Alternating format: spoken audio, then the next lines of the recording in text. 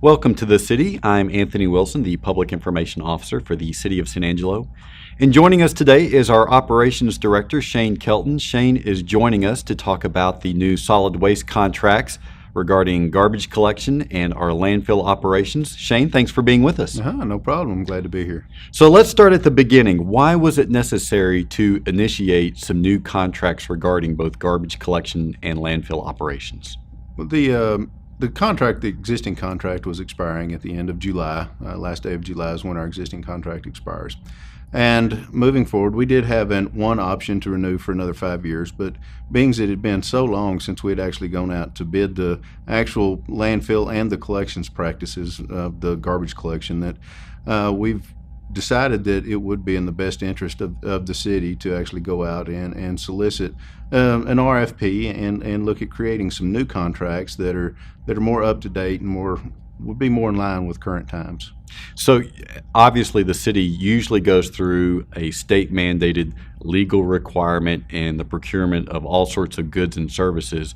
Is solid waste services, are they covered by the law? In other words, did we have to go through this competitive bidding process? Actually, through the Health and Sanitation Code, the state law does not require us to actually go out and actually formally bid or ask for any proposals for solid waste services, whether that's for the landfill operation or for waste and garbage collection from residential areas and or commercial areas. So it was something that we felt it would probably be in the best interest of the citizens to do that. That way we can, as moving forward, not bidding it out in so long, not having a good value of what our actual asset that we have, especially on the landfill side, what that asset really was. And so we wanted to actually, go out for this process to get a better feeling for what we have. So you mentioned the RFP process, RFP standing for Request for Proposals. That's correct. Explain how that process works. Request for proposals, it's a little different than our standard, sealed bid proposal. Sealed bid proposal, you actually go in there and you set certain parameters and you say, hey, I want you to give me your best deal on this, and that's it. And we're not changing the parameters, we're not doing anything. Here it is, give me your best shot. And you open them up, there's the numbers, and those are the numbers you live with. On a request for proposal, you actually you line up a set of parameters that you want, a scope of services, scope of work. And within that, you ask them, hey guys, y'all been in the business a long time. What do y'all think we could do to tweak this or make this a better operation? What could be more cost effective to the citizens? What are some other things out there, some options that y'all might throw in there as well? We want our scope of services covered, but within that, after our scope of services are, what else is out there? What else can y'all do for us? And with that, they give us basically, jumping off numbers, a place to start. Based on your scope of services, we can do it for this price. If you want this service or this other additional service or some other function, that we've proposed or some other way that you want to look at it, then we can negotiate and work from there. So the proposal process allows us to actually go in after we look at the initial proposals and determine which one best suits the city for the needs and for the scope that we've lined out. Then we go in and we actually start the negotiation process with these people. And that's what the request for proposals do. It allows us to negotiate. It allows us to tweak and work the contracts to actually provide the best services we can for the citizens at the best price. And the request for proposals was initially sent to 7 vendors. 2 actually submitted proposals, and of those 2, the city council, you had a committee that graded those proposals. The proposal by Republic Services, which is the current provider, graded the highest, and so the city council authorized you to negotiate with Republic Services regarding that proposal. What about Republic Services' proposal was attractive to you? The proposal, it really the most closely mirrored our scope of services that we asked for. As we went through and we lined out everything from the city's perspective that we wanted to see, and from what the council, said they wanted to see in the meeting that we had, back in early November. We had a meeting and I sat down and I worked with the council and we and we worked through, and council said this is a service that we want, this is a service that we want, and so we worked through all of the services that council wanted to see.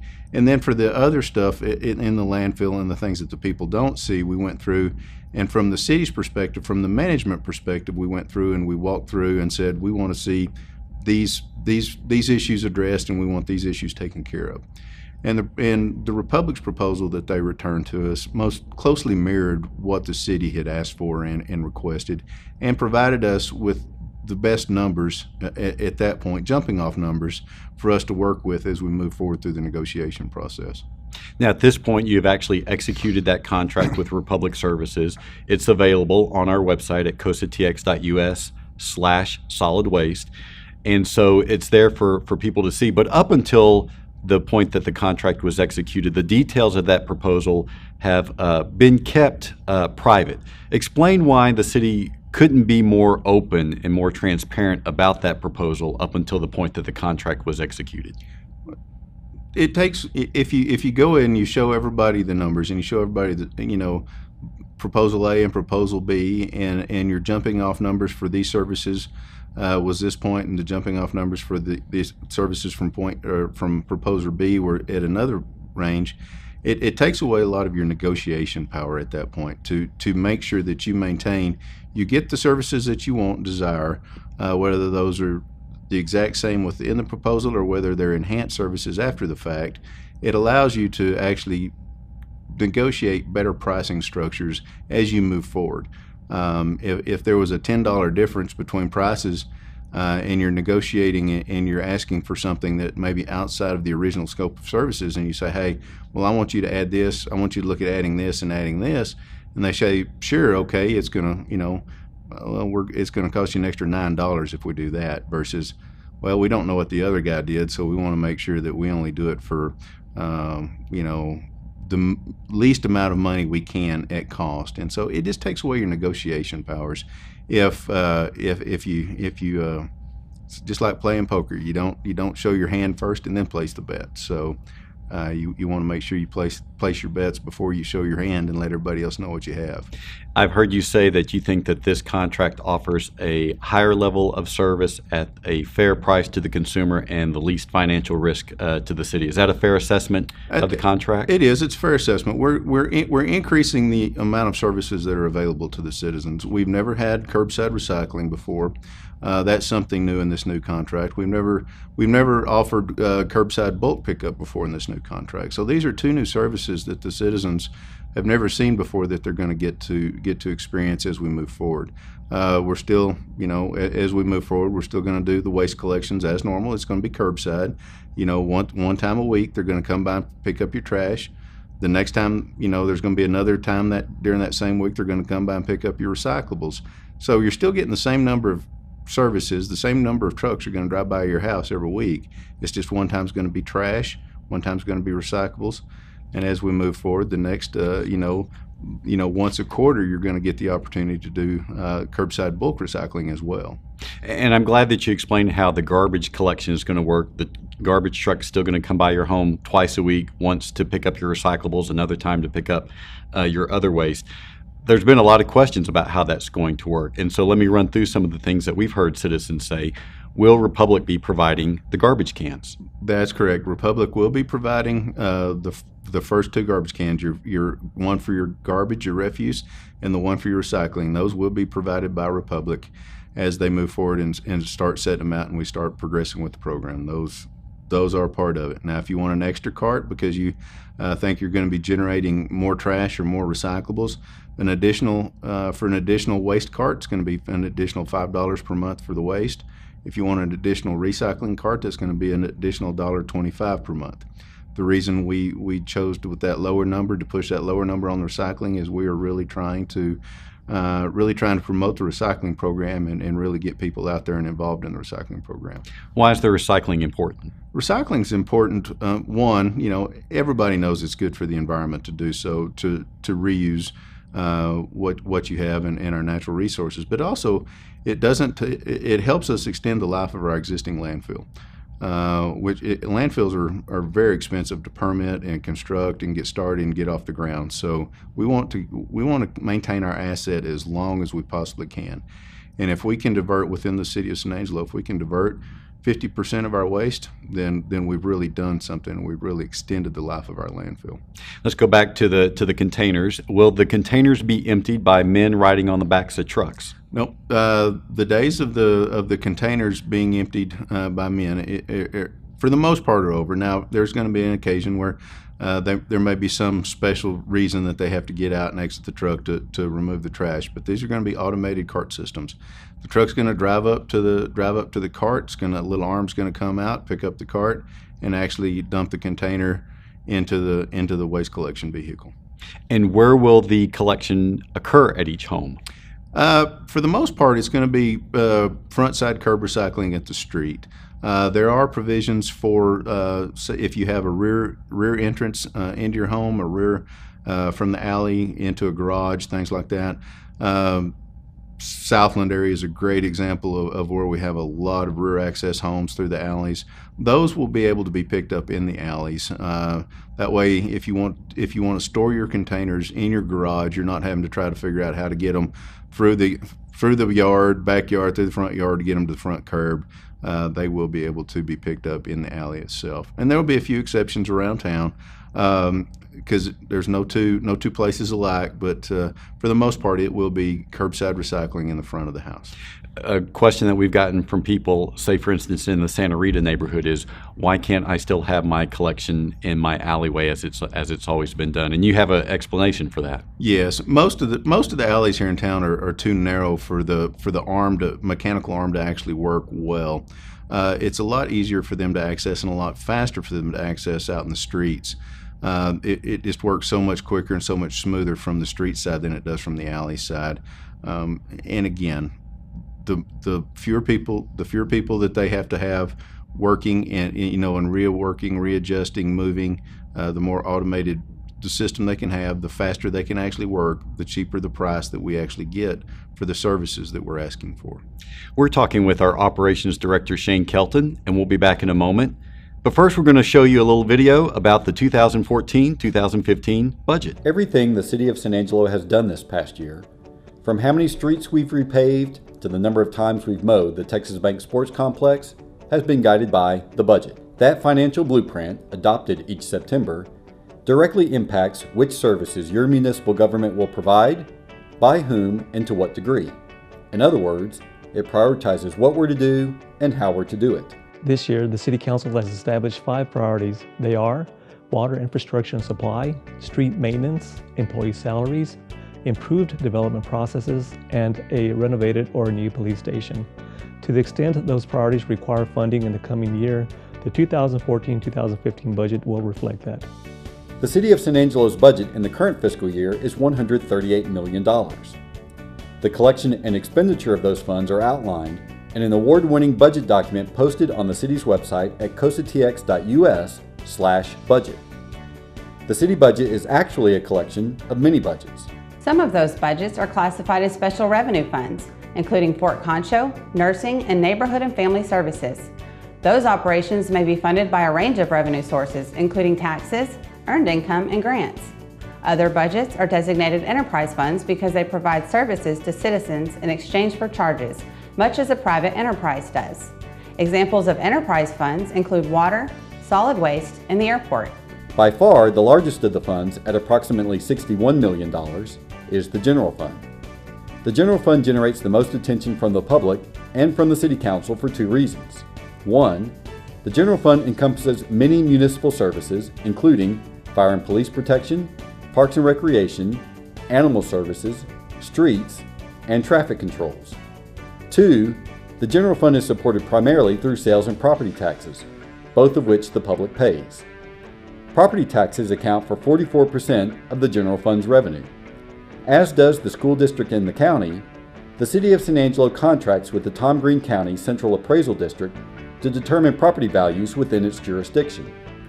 The property tax rate the City Council adopts is applied to those values minus possible exemptions. For example, an exemption of 20% is applied if a property is the owner's primary residence or homestead. That calculation yields the owner's property tax levy for the year. Because property values within the city limits are projected to rise this year, we're budgeting a 4.8% increase in property tax revenues. That number may change once certified property values are released in late July.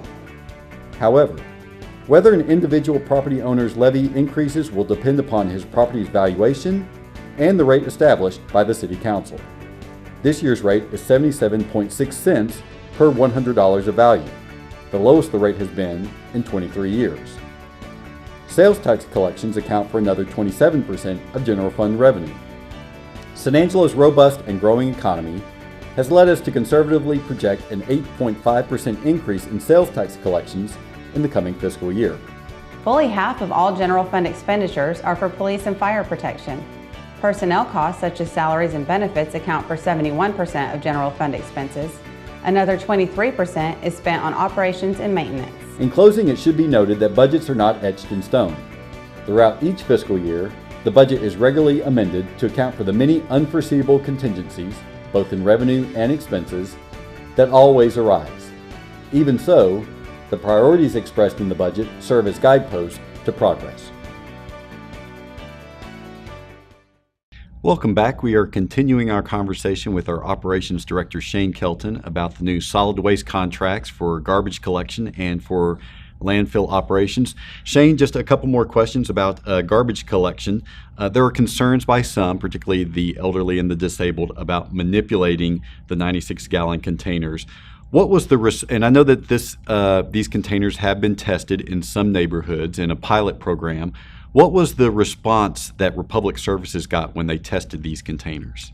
The response was overall it was very positive. I believe roughly 90% of the tested population approved of the containers and wanted to maintain and keep the service once they tried it and liked it. So it was a very good response there. And the manipulation of the carts has been a lot simpler for people.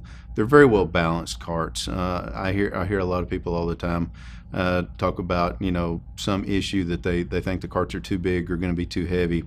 And we found throughout the majority of the population that that's just not the case. Anywhere from 4 and 5 year old kids have been able to move them when they were full. I hear people talk about, well, my grandkids can do it, or I've talked to older people that are up into their 80s, that had concerns about it, but once they actually got out and tried it, they didn't have any issues with it. So they're very well balanced.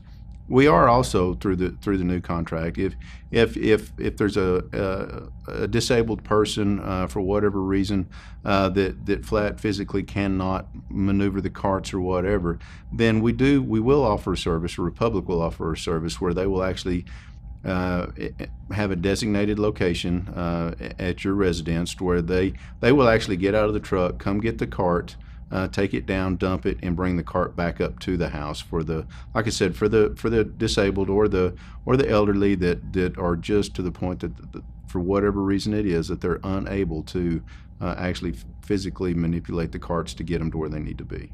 You mentioned a new service a little bit earlier, quarterly bulk pickup of bulk items. Mm-hmm. Explain how that's going to work. Well, once a quarter, and Republic's going to notify you. They'll come out and they'll notify everybody and tell you what day your bulk pickup's going to be, and it's going to be once a quarter.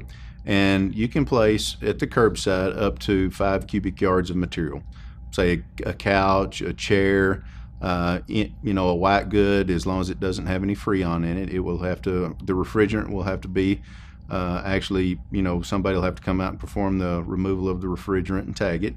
But things like that can be placed at the curb bulk side, and they'll come by the house once a quarter and they'll pick it up for you. That way, if you don't have a way to get out to the landfill, or you don't want to go out to the landfill, this service will be offered, and once a quarter you get to put it out in your by the curb, and it just disappears for you. When will the new services begin? The curbside bulk pickup, they're gonna have quite an extensive educational process as we move forward. So they believe that the curbside bulk process the educational process is not going to be that difficult or take that long. So they believe that they're going to be able to roll this program out starting about October 1. Right in there, they'll start notifying people of course, the education process is going to start right away. They're going to start getting information out to people and for all aspects of the new services. But for the curbside bulk, they believe they can get it out and be prepared to start that service in one of their routes in town and work their way around through all the routes. And everybody will be notified when their time is. But they believe they can start that October 1. On the residential cart service for the actual trash and recycling, that's probably going to take a little longer. They believe that the educational process, because it is so different from what we've been used to knowing what is trash and what is recyclable, and how we go about them, how to use the carts, where the carts are going to be placed, to work through all of those details and issues. They really believe that the education process needs to last a little longer. So we're probably looking somewhere in that January to February timeframe before the carts will actually start rolling out. And how the carts are going to roll out is they're going to start actually in one route, and they're going to start as they go in that route. They're going to do that, get everything put out in that one route, test it out, make sure all the kinks are worked out of that route, and then they're going to go to the second route. And they have 6 routes in the city, so they're going to start, like I said, start the first route, and then 2 weeks later the next route, 2 weeks later the next route, until they get everybody within the cart system and get everything working.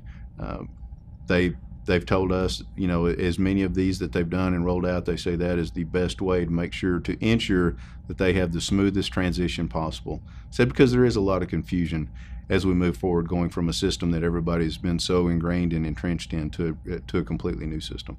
And they've got to also replace their entire fleet of trucks with the automated trucks, and have about 100,000 containers on hand to distribute to people. So it's quite a process that's involved. The new monthly rate for garbage collection will be $13.97 for a residential customer. I want you to talk about how that compares to the rates that our neighbors in Abilene and Midland, Odessa, Big Spring, and Lubbock pay. We're at $13.97 for our base rate. I think the closest one to us is Lubbock in the low to mid $14 range, $14.25, $14.30, somewhere in that range. Then you jump all the way up to Odessa, which is over $18 a month. And one thing about it, none of those cities none of them offer curbside recycling, and none of them offer the quarterly bulk pickup. So we've been able to maintain our residential rates at a lower price for our customers, and actually add additional services that other people aren't getting for a higher price right now. Let's turn our attentions to the landfill just for a moment. People are used to being able to take their water bill out to the landfill and get one free dumping per month. Is that service going to continue? That service will continue. The Citizens Free Dumping Program will continue. And one of the things that we want to stress as we move forward through that, a lot of people get confused because if they have any water bill, they think they can go. It has to be a current water bill based on the policy in place. It has to be a current water bill. You have to have an ID, and your ID has to match the address on the water bill. You actually have to be a resident there. It can't be a commercial rental property, or it can't be another property that you own and pay a water bill on. It actually has to be where you live for you to get that service. But that service will still be there. It will continue. And again, it's free to the citizens to go out there to help supplement the monthly free dumping, or the quarterly bulk pickup, I'm sorry. So. And an important part of that is also going to be now free to the city, whereas in the past we've reimbursed Republic for providing that service. That's correct. Now we're not going to have to do that, and they're going to build a customer service center of approximately $1 million out there, so that people have a clean, safe, a convenient place to drop off their trash. Correct. They're investing quite a bit of money out there in structures. The Citizens Convenience Center, to where people can go dump. They're gonna work on some fencing issues out there. So they're actually making a pretty sizable investment out there at the landfill as well. Obviously, a lot of attention has focused on the garbage collection because that touches every household in San Angelo.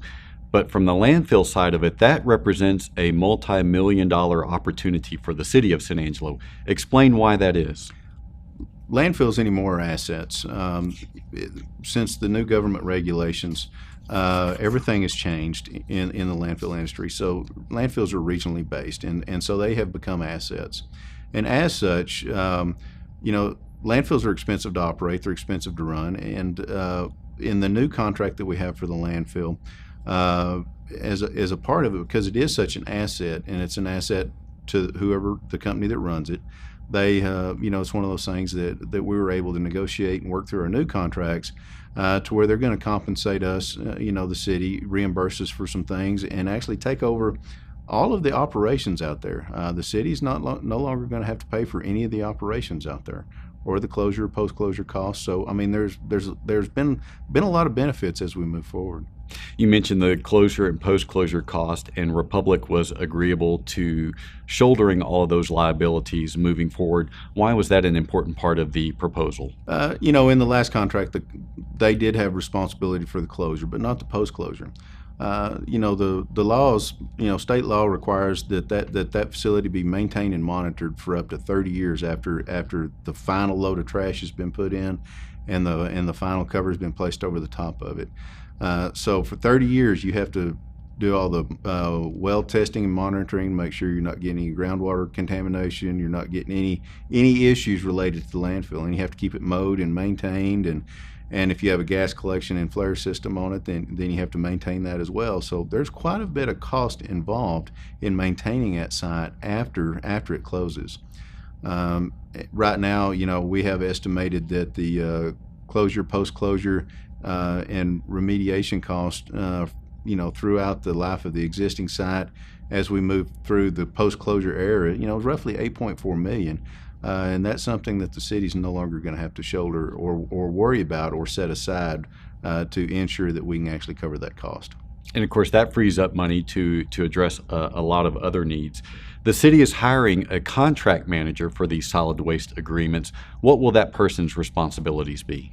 This person's actually they will manage the daily operation of the landfill. They're going to take any complaint calls, ensure that those complaint calls are taken care of and resolved. We do have, within the new contract, we have liquidated damages for non-performance of the contract.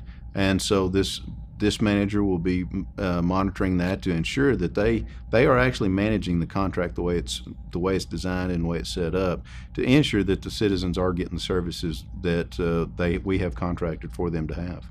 And of course, we only have about a minute left, but there's been a lot of interest, a lot of questions about this contract. If people want more information, if they have questions, where can they go to get answers? Right now, the best thing to do is to call my office at 325-657-4206. and speak to either myself or my Assistant Director, Patrick Frerick. And right now, we'll be glad to answer any questions we can. As we move forward, we will be putting more information out on the website, and Republic is also going to create a website for the City of San Angelo itself. So you will be able to go to that specific website as it's created and as information is put up for the specific services that are going to be offered to you in your area. We've been talking with our Operations Director, Shane Kelton, and as he mentioned, if you'd like more information about solid waste, you can go to the city's website at cosatx.us/solid waste, and we hope you'll join us for the next episode of The City.